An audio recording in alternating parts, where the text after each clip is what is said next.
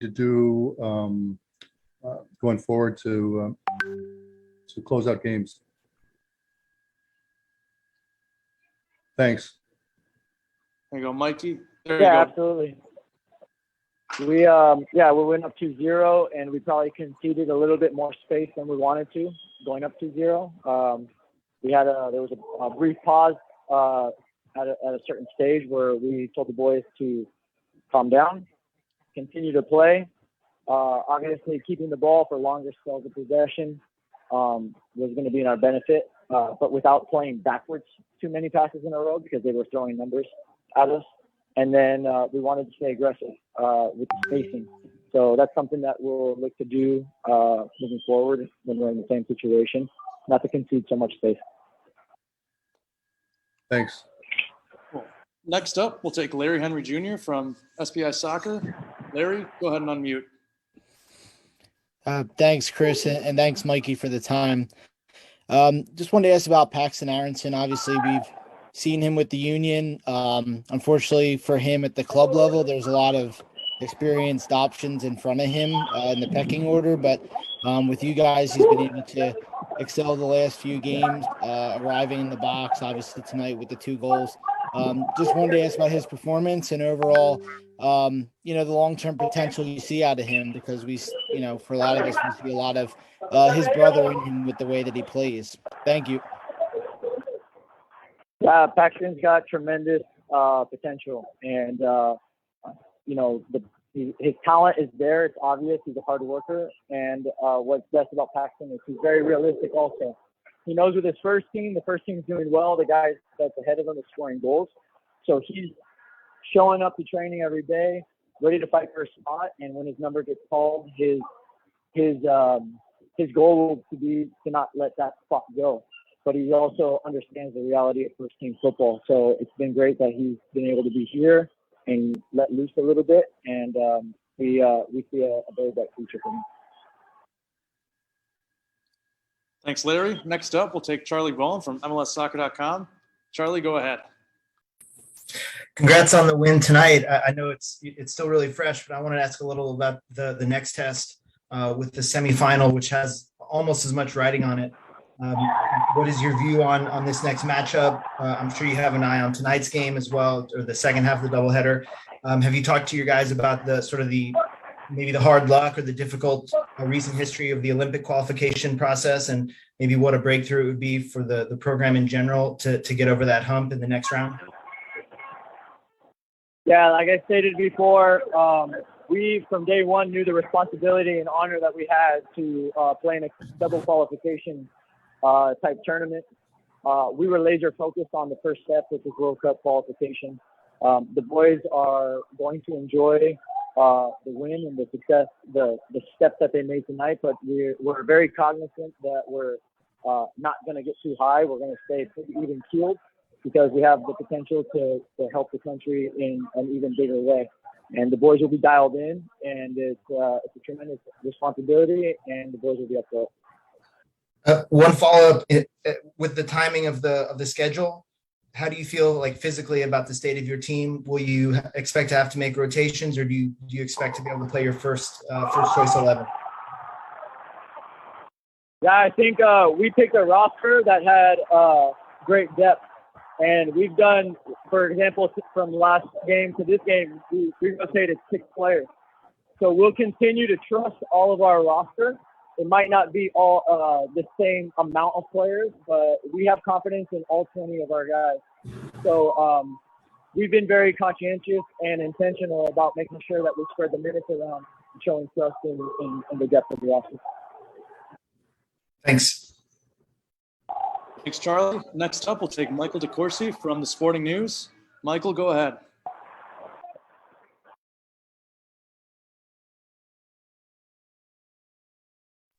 Yes, Mikey. I wanted to ask you about the how the celebration was interrupted. How did the guys feel about that when they got to the locker room? Were they able to be happy about what you guys had accomplished, or was it kind of ruined by what happened after? No, the boys were able to move past it. We talked about the the idea of having fire and ice in our veins, right? We have to be able to be calm in those most emotional moments. And at the end of the day, without going into too much detail, because we need to see what CONCACAF says and to see exactly all the details of it. You know, the boys showed that they're there to protect each other. They got together. They found a way to calm down, even on the field, and they stuck together, which is something that I think, from our perspective, from a culture perspective, unity is really, really important. So, no, they were able to move past it and take some learning lessons from it at the same time. Thanks, Michael. Last few questions here. If you have a question, remind you can just raise your hand at the bottom bar there. Next, let's go to Alex Calabrese from Hot Time in the Old Town tonight. Hey, Mikey, congrats on the win and on the qualification for the World Cup. I just wanted to ask a little bit about Chris Brady. Firstly, what he's brought to this team. And secondly, of course, coming up with the fire at the same time as Gaga Slonina. He hasn't necessarily had a lot of these opportunities, finally getting this chance and then working his way back from injury, earning a starting job, and putting in a big performance tonight. Yeah, Brady's been fundamental for us. You know, with Gaga getting first team minutes and not being released, Brady has stepped up and played at a really high level. At the end of the day, we won 2-0, but Brady makes a huge save at the end of the game to keep it 2-0, and that's a complete team when you know that you can trust all 11 players on the field. Really, really proud of him. All right. Thanks, Alex. Next up, we'll do Andrew Jones. Andrew, go ahead. Thank you, Christopher. Coach, congratulations on qualifying for the U20 World Cup. How did you feel in regards to the composure that your team showed tonight with Los Chicos being very aggressive towards their actions towards you? And in particular, did you feel the game really got heated up in the 35th minute when Arias took down Alejandro that way? Did you feel that that was a moment where it was more than just Costa Rica wanting to play, but then having questionable actions towards your team? Very proud of the boys. We knew it was going to be an emotional game. You play against a country like Costa Rica. These are prideful and passionate people who wanted to win just as bad as us. And we talked early in the game about managing the highs and the lows, and as I stated earlier, making sure that we have fire so that we don't back down from anybody in our veins, but at the same time having ice in our veins to keep composure when things get a little bit chippy and maybe the opponent is looking for things to get out of hand. So yes, I was very happy with the boys on the field, and I think Alejandro is a great example of that, always being able to bring a calm head in those moments. All right, last question now. We'll go to Brian Sciaretta from American Soccer Now. Brian, go ahead. Thank you, Coach. Congratulations for qualifying for the Under-20 World Cup. Wanted just to ask you about, how pleased are you with the versatility that your players have been showing? Because you've asked a lot of your players to play in numerous different positions, throughout the midfield, throughout the attack. And then also, I just want to ask about defensive midfield, what you're getting from Dan Edelman and Rokas Pukas. How pleased you are with those two players and how they've been able to perform, especially in light of Obed Vargas not being able to participate. Yeah, first of all, we were all sad that Obed sustained an injury that's keeping him out. We would have loved to have him here, but with the same next up mentality, Jackson Hopkins arrived, and we're really happy to have him also. The versatility of the group is really important. We talked to the players about being complete players, being players who can play in the defending phases, but also in the attacking phases, and the ability to play in different spaces, inside, outside. So because our main objective is individual player development, it's a great challenge for these guys. And then in regards to the sixes, really, really proud and happy of these guys. At the first camp, Rokas came in as a 10, and he's playing 6 now at a really high level for 2004, and Edelman the same. And we've been rotating the two of them because both of them, for us, have been having really strong performances. And just as a follow-up question, the press is such a big part of what you guys are trying to do, and you're proud of how tough it is to break down. How have you viewed that as been? How are you thinking the press is holding up so far in this tournament? Are you pleased with how it's been able to get the results. Are you happy with how that area has been for your team? Absolutely. I think we've been one of the teams that has given the opponent back line the least amount of time to be on the ball and make decisions. So really proud. We've been able to press in a few different ways to keep our opponent guessing. And it's the foundation. That relentless intensity to press creates an energy within the game that allows us to then grow from that. All right, we'll wrap things up now. Final question from Mikey will come from Larry Henry Jr. Larry, go ahead. Thanks a lot again, Chris and Mikey, for this. Question for me is just about, is there anything specific you've learned from your group over this tournament as a whole? I know this is the first competitive tournament with these guys, since you've taken over, but is there anything that you've seen from them in the last few weeks as you've progressed now through this tournament and you're in the knockout stage, one win away from, qualifying for the Olympics? More than learning something new about them, they've basically bona fide our belief in them. They've made it clear that the belief we have in them is warranted, and the culture that they're creating is really, really high level. And it's a group that has taken control and ownership over their own culture, and it's something that we're really excited for the future, because at the end of the day, we want to see these players playing in the men's national team in the future and leading us into the Olympics. Awesome. Thank you very much for your time, Mikey. Enjoy the second half of Honduras, Panama. And we'll be back in just a minute or two with Mr. Paxton Aronson. Excellent. Thank you, everyone. Appreciate it. Thanks, Chris.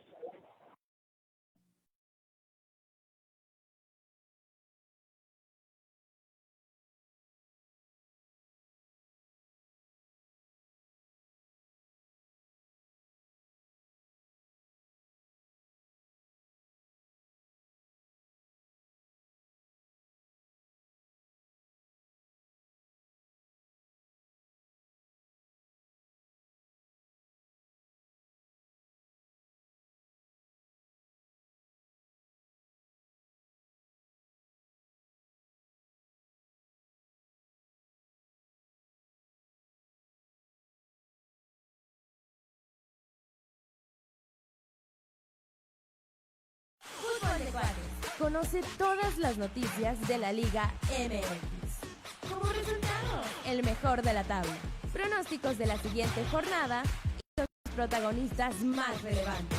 De la mano de Sebastián González, Fabián Luján, Martín Álvarez, Luis Miguel Íñiguez y Paulo Guevara. Todos los lunes y jueves en punto de las 20 horas. Horario de México. Fire Sports. Fútbol de cuates. Conoce todas las noticias de la Liga MX. Como resultado, el mejor de la tabla, pronósticos de la siguiente jornada y los protagonistas más relevantes. De la mano de Sebastián González, Fabián Luján, Martín Álvarez, Luis Miguel Íñiguez y Paulo Guevara. Todos los lunes y jueves en punto de las 20 horas. Horario de México. Fire Sports. Fútbol de cuates. Conoce todas las noticias de la Liga MX. Como resultado, el mejor de la tabla, pronósticos de la siguiente jornada y los protagonistas. Paxton, 2 goals tonight, obviously, so we'll jump right into questions. So if you have a question for Paxton, go ahead and raise your hand. And let's start with Paul Kennedy from Soccer America. Thanks very much, and congratulations on the big win tonight, Paxton, and the goals. I'm going to ask you about one of your teammates, though. Alejandro Alvarado had a really good game tonight, and got beat up pretty good, but was excellent. What's impressed you about him, and did you know anything about him before the tournament? Because I think he was unable to play in some of the, your camps previously. Yeah, no, Ale had a fantastic game. He did so much for the team and supporting with the defense, but also getting into good positions to help us offensively. Like on that second goal, he made a great little dummy to me, and that allowed me to score. But I've known Ale since I was younger. He got invited into a lot of youth national team camps. and just seeing how he's progressed as a player and seeing the role he's taken on at this camp. He's been a vital role in the midfield. And yeah, you always love a guy like him who'll just do the dirty work, but can also be composed on the ball. So he had a fantastic game. Thanks. Next up, we'll take Brian Sheretta from American Soccer Now. Brian, go ahead. Thank you, Chris. Congratulations, Paxton. Wanted to ask you about the physical condition of your team. You were playing games every other day during the group stage, and now they're every 2 days, every 3 days. How are you guys feeling? How are you guys holding up? Are you guys running on fumes at all? Like, what is this? It's a taxing tournament. I know you guys have been rotating in and out of the lineup, but how are you guys feeling?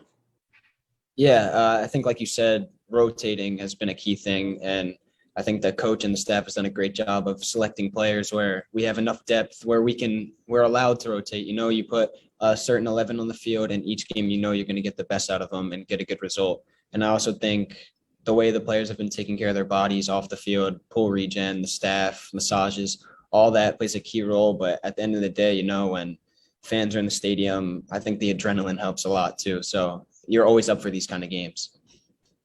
Thank you. Thanks, Brian. Next up, we'll take Charlie Bolton from MLSsoccer.com. Go ahead, Charlie. Paxton, congrats on the win. And I know you guys need to appreciate it because it's a big achievement to get to the World Cup as you did tonight. But you also have a really big game coming up on Friday with the Olympic qualification on the line.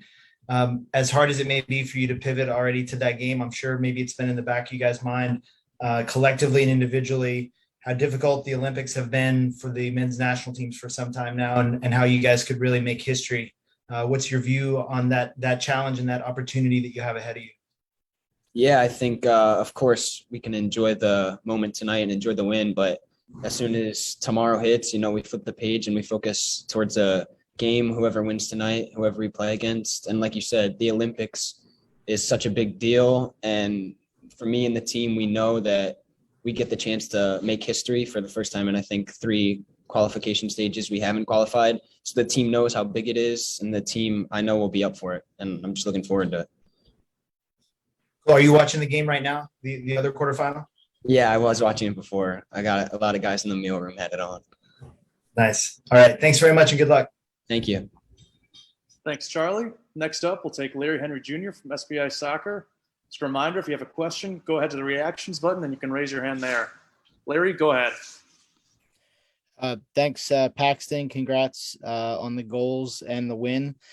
Just wanted to ask if you could just run through both of the goals for me. Obviously, really good finishes by you, but the distribution from your teammates, Quinn on the first goal and then Caden on the second, obviously played a big part there. So just wanted to see from your eyes what you saw from both of the goal scoring plays. Thank you. Yeah. So for the first goal, I saw Quinn kind of get isolated out wide. And I kind of checked back for like a little cut ball, like the top of the box, and he played it. And then I kind of just like let it roll onto my left foot. And then I hit it. Yeah, bottom corner. It was a great pass by Quinny. It allowed me to like turn and get the shot away. And then the second goal, I thought it was a great build-up. Mikey always talks about like wing progression and getting people in the box. So we had a great build-up, great ball by Michael to cross it back post. And then Caden, great cutback header. And we had a lot of guys in the box, which when you put a lot of guys in the box, you'll score. Great dummy by Ale, and I was just happy to get the 2 goals. Thanks, Larry. Next up, we'll go with Andrew Jones. Thanks, Chris. Paxton, you seem to have a lot of praise for your coach in terms of how he's been able to rotate, how you guys have the chemistry with him. So if you could talk about just tonight being another example of that whole trust factor and just bond that you have with Coach Vargas. And if you could talk about your goal celebration almost resembling your brother, Brandon, in terms of the jump. Do you have the same goal celebrations right there? And just your whole thoughts after that first goal. We'll start with the goal celebrations. To be honest, that was just reaction. That was just passion. When you score, like the emotions are flowing. You kind of just do whatever comes to your mind. So, and then with the whole Coach Mikey, yeah, I think he's done a great job of building a culture around the team where everyone buys into what he's preaching. And I think we only get a certain amount of camps. He brings us in for 2 weeks, and those 2 weeks we really have to grind and get what we want out of it, you know? And I think he's done a great job in a short amount of time with kids coming in and out, different kids, just preaching the culture and getting everyone buying into the program and the way we want to play, which is great. And just one quick follow-up question. Like at the end of the game, obviously, as Paul mentioned earlier, with Alejandro getting tackled in the 35th minute and how you're already getting attention from Costa Rica on there. What happened at the final end of that whistle there in terms of them rushing towards you at the end of that? Yeah, I just think the emotions were high. Of course, you know, it was a big game and nobody wants to lose. So I think the emotions were just high, but I'm super proud of the team, you know, for keeping their cool and just staying level-headed and getting the group together and looking forward to the next games. Thanks, Andrew. Next up, we'll take Alex Calabrese. Last few questions here for Paxton. Hey, Paxton, congrats on the win and the 2 goals. Similar question, but I just wanted to ask a little bit about the penalty for Costa Rica. Can you walk us through that a little bit? It looked like you exchanged a few words with the Costa Ricans after that miss. And again, what does it say about this team that they were unfazed by a lot of that gamesmanship from the opposition and that those events after the final whistle and to get the job done and secure a spot in the semifinals? Yeah, I mean, I think it says a lot about the team, you know, like Mikey always preaches to us, like having fire, but also having a calm head and knowing when to keep the ice. So I think the team did a great job of handling those situations because, of course, in games like this, high stakes, things may get chippy and emotions run really high. But I think we did a great job of just keeping our head cool and, yeah, riding with that. Thank you. Thanks, Alex. We'll take our last question now from Brian Sheretta. Brian, go ahead. Thanks for the second question, Chris. Paxton, what is this team has really been trying to play without a real number 9 this whole cycle and definitely this tournament. Discuss like how much you like that, the challenges and also the opportunities you like playing without a number 9, because it's, you know, that really isn't very common for a U.S. team to be without a number 9. Yeah, I've mostly been slotting into the number 9, and I'm just happy to do whatever I can to help the team, whatever can get me on the field and whatever coach thinks can help the team. And I've embraced it. I've actually really enjoyed playing the 9, you know. It's a little different to what I've used to been playing, but it's similar in ways. I like, you know, always getting in the box. I like making runs in behind, using my speed, and I like just getting the ball in dangerous areas. And I think that's where I thrive. So I'm actually really enjoying it. Thanks, Paxton. Congratulations. Thank you. Thank you, Paxton, for your time, and thank you, everyone, for joining us. We'll see you back on Friday when the U20s take on the winner of this Panama-Honduras game for spot in the tournament final in the 2024 Olympics. Have a good night, everybody. Thank you, guys. Take care.